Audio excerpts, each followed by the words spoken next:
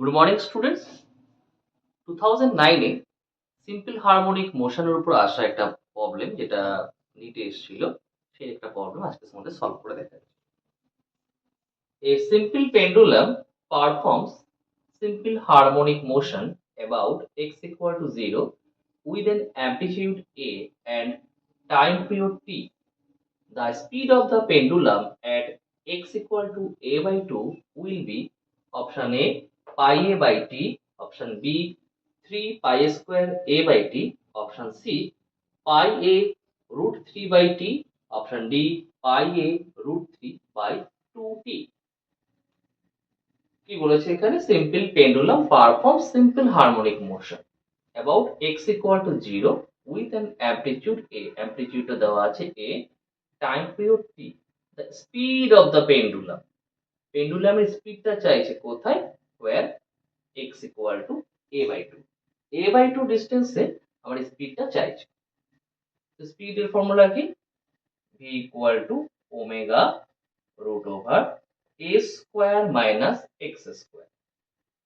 এই হচ্ছে আমাদের স্পিডের ফর্মুলা। এখন দেখো এখানে a মানে অ্যামপ্লিটিউড দেওয়া আছে স্মল a, এর জায়গায় স্মল a আসছে।